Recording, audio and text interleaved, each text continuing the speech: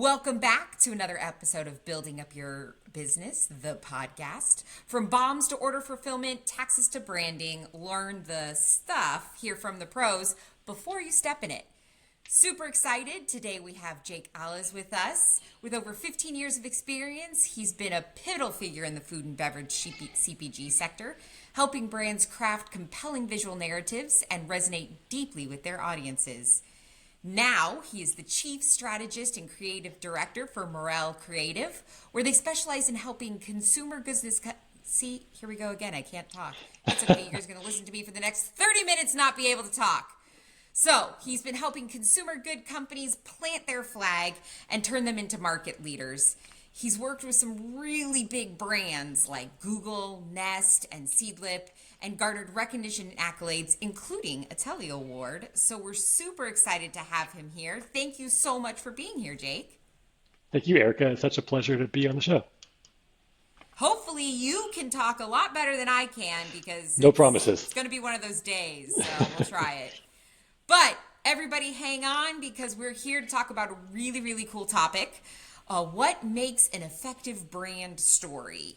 And I'm excited because, as everybody knows, I'm an ops person and I have no idea about any of this stuff. So I'm hoping that Jake can help me as well as you as we go through this topic.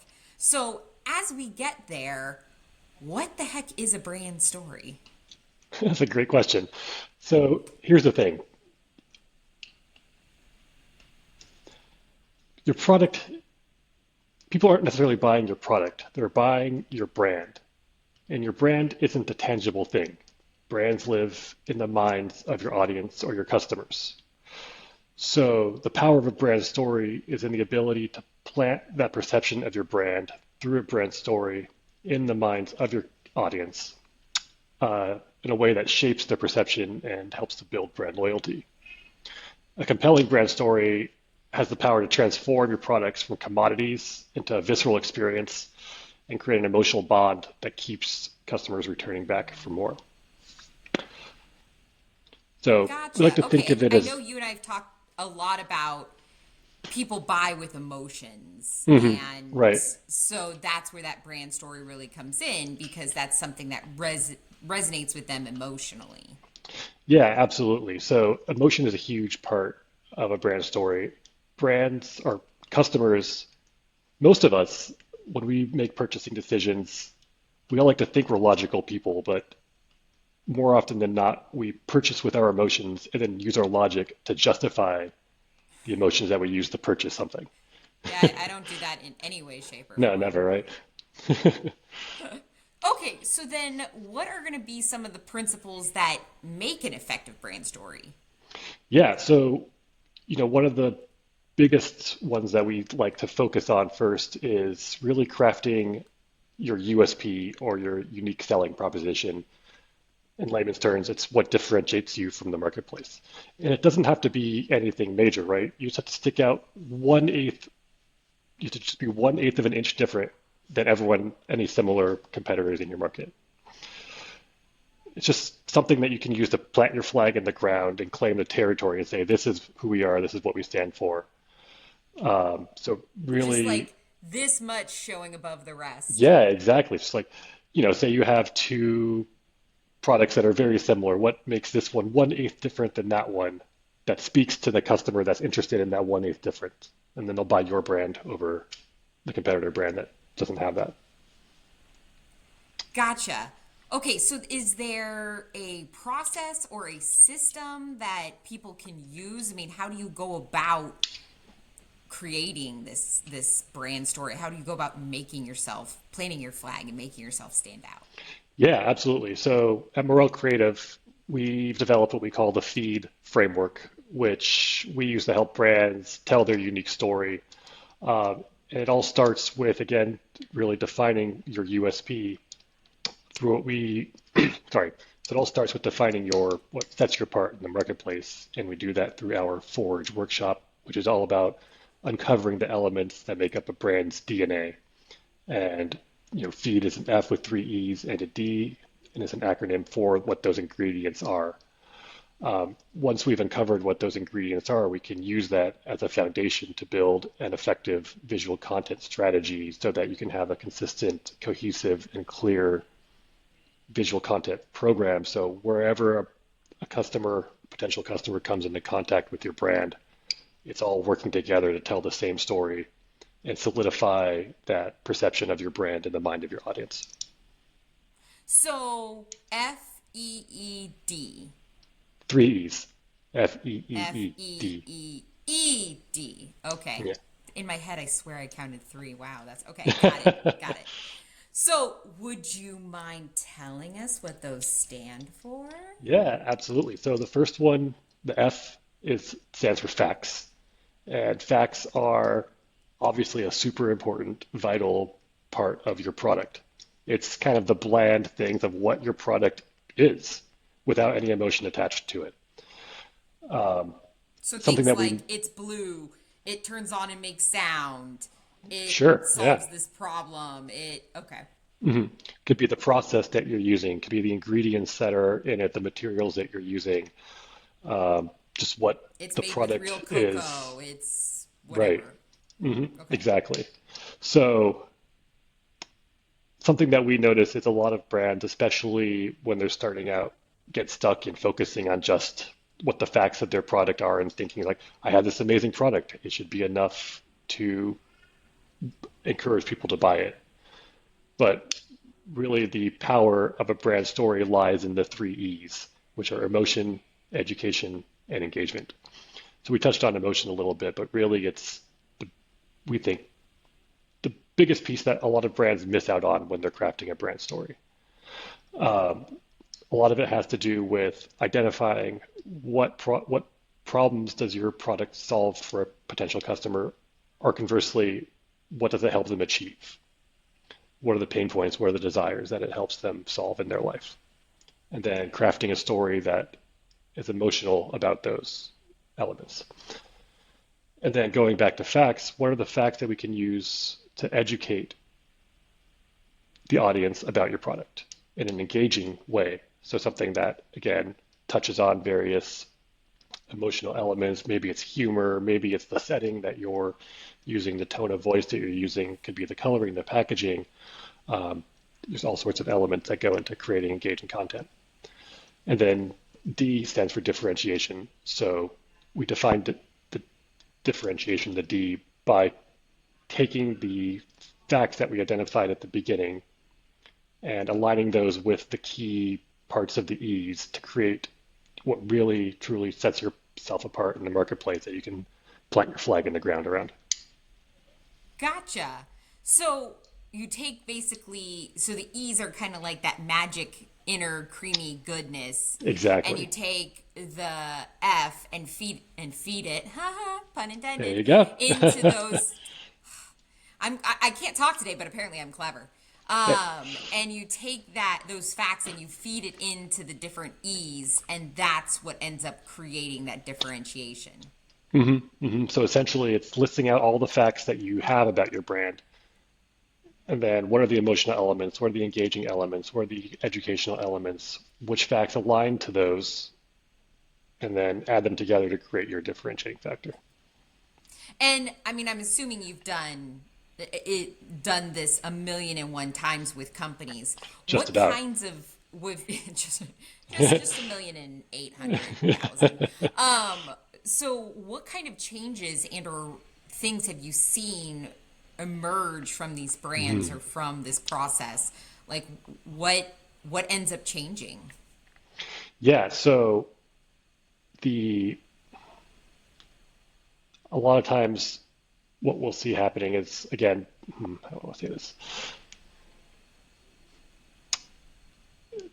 Really, the biggest change that we see with brands that go through the feed framework is the resonance that they have with the audience and the engagement that either whether it's on shelf in store, whether you're selling direct to consumer, whether you're trying to onboard new distributors, having that connection that's more emotionally based, more engaging, more educational versus just the cold hard facts of a brand makes it much more approachable and relatable for the Yeah. consumer. Yeah, that totally makes sense. Is to, a before and if you're looking at a before and after with a brand, and somebody you might have, you know a more plain look that doesn't evoke anything. Oh, look, another E. No, it doesn't evoke anything from your potential customers. Whereas afterwards, it's something that really can speak to and ties into that buyer within them. Yeah, 100%. Another thing in that same vein is a lot of times brands, when they don't have a clearly defined structure or clearly defined content strategy, they're often trying a bunch of different things, hoping something will stick. Versus, which at the beginning, sure, that could potentially be a good way to go. But once you're really trying to establish your brand and go from just a startup to an emerging brand and to a market leader, that can cause a lot of market confusion. So Inconsistencies. exactly. So that's one of our big principles is having a consistent visual content strategy so that wherever anyone comes into contact with your brand, they recognize your brand, and it just helps to distill and build the brand story in their mind. Gotcha. So when you're taking the facts and you're applying them to the three E's, are there are there certain tools, or can you crack open the door and give us a little insight in how you take those facts and turn them into the E's? You know, that's really all happens within the Forge workshop process, and it's the magic really happens in the conversation and doing the work. So it's like a To, workshop that you lead these people through. exactly, yeah. So it's Oh, a 2 to 3 hour interesting. workshop where we bring in all the stakeholders for the brand. So because we want to get everyone's opinion on what really makes the product special or the brand special. And it's always helpful to have various opinions that we can chat about and workshop to really get to the core of what makes a product and a brand unique. So then, in essence, this what sets you apart, or what differentiates you, really does stem from the core of its being and what the product was intended to be. So you guys help tease out those different Exactly. pieces and weave them into being educational, engaging, and emotional, and that's how you Right. differentiate the brand. Yeah, that's a great way to put it. Wow. Okay. So then I'm just like, when you build a company, you're like, "Hey, I'm going to do this one thing, and here's the logo, and now I'm going to go and market to people, and I'm going to go sell to people, and this is what my product does." And you're like, "Oh, Right. I want to be different, and I want to be in my niche." But I don't think anybody's ever really thought about, like, how do you actually get to being different, and how do you get to being niche? Exactly. And there's kind of two parts to that as well. Is one is having those audience insights of what does your audience care about and doing that work. But then also, if you're working on the brand every day, you're in it, it's hard to have that objective 30,000 foot perspective or view on the brand. So having, whether it's us or another vendor, I guess, come in and run a workshop like this with a brand, it helps you to think about your brand in a new light and ignite some light bulbs and new ways of thinking about the brand that maybe you hadn't considered before.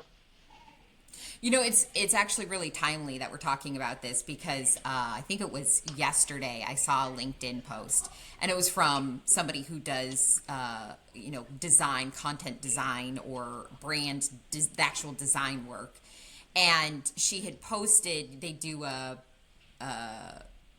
analysis of the competitors, and she had posted images of, I think it was three or four competitors, and they all looked the same, like Right. same colors, same everything. And she literally wrote, "So, how are you going to make yourself different? Yeah. Not look like one of these."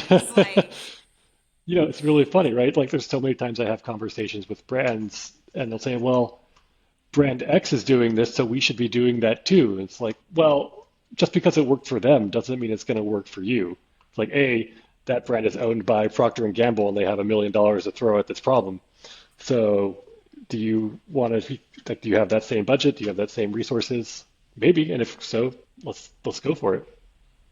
Well, and that also gets to something that I'm like a really big proponent of is focusing in on what you do well. And Hmm. when you're talking about that feed framework and you're talking about the facts and you're talking about what differentiates you, like what do you do well as a company and Yep. what does make you different? And then putting that into that emotional engaging content so that you don't look like everybody else and you focus in on what you do and not what you don't do. Like if you don't do something well, let's not focus on it. Exactly. Yeah.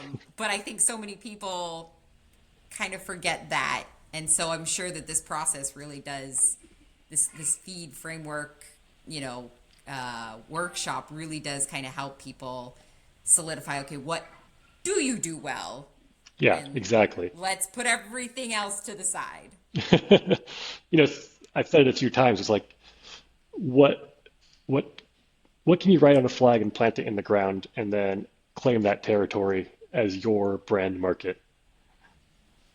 And so when you're talking about planting the flag, that's the flag that you're creating and what you Yeah. print on it. And let's go stake it somewhere. Yep. Yep. I love it. That's fantastic.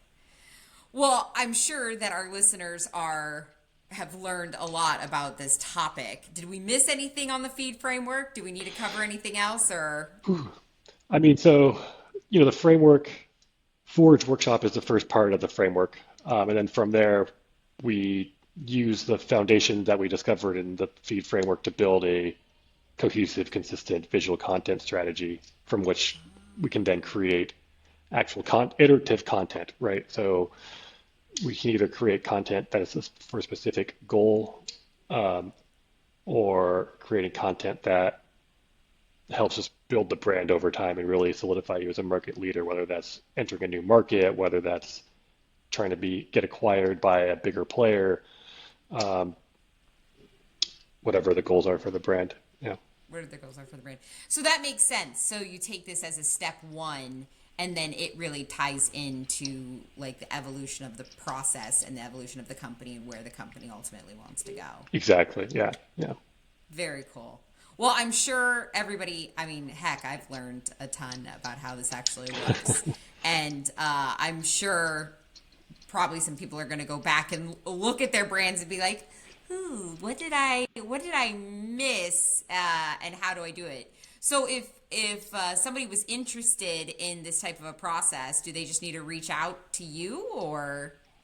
Yeah, absolutely. I mean, the best place to find me is on LinkedIn, which is just my name, Jake Ahles, which is Ahles.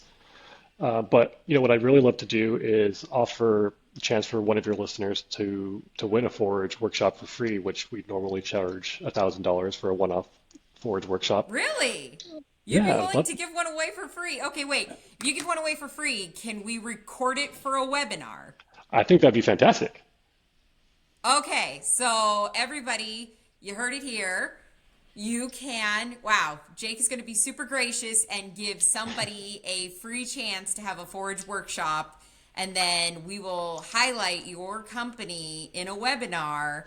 Yeah. And that's a fantastic offer. So, oh my gosh. Okay, so if somebody wants to take advantage, is there like should we put together a form or something? Is there something that they can fill out? Yeah, so the best way to do it is we have a scorecard, which we can share a link for that you can fill out, which will kind of rank you against how your current feed ingredients are. And that can be how you apply to join the workshop.